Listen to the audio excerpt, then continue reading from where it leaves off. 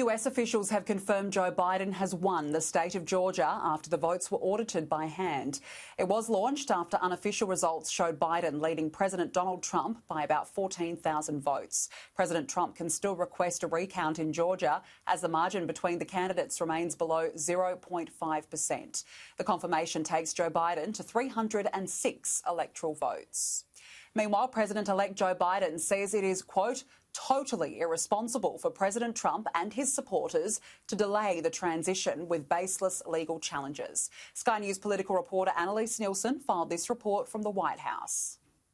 The coronavirus task force here in the US has warned the country is on the cusp of its third and largest wave. The Centre for Disease Control has warned against any travel during the Thanksgiving break. Despite that, Vice President Mike Pence said his government is not recommending national lockdowns. And we do not support closing schools. The latest update revealed the colder autumn weather has seen more Americans staying indoors in close quarters and spreading the virus at the fastest rate yet. With 172,000 cases reported nationwide and a 77% increase in the last fortnight, Dr. Fauci fears Americans are becoming complacent with the prospect of a vaccine on the horizon. Now, I've used that metaphor that the cavalry is on the way. If you're fighting a battle and the cavalry is on the way, you don't stop shooting.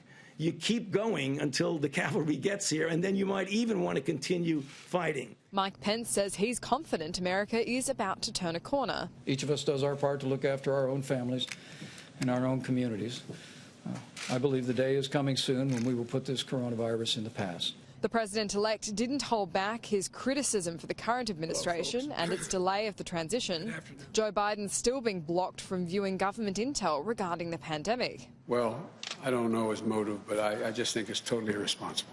Meanwhile, the election count continues to drag out amid a series of lawsuits from the Trump campaign. Donald Trump made an extraordinary intervention in the certification of votes in Michigan, calling a state lawmaker directly. Trump's lawyer, Rudy Giuliani, has escalated his attacks on the counting of ballots during the US election, now claiming there was a centralized campaign to carry out voter fraud.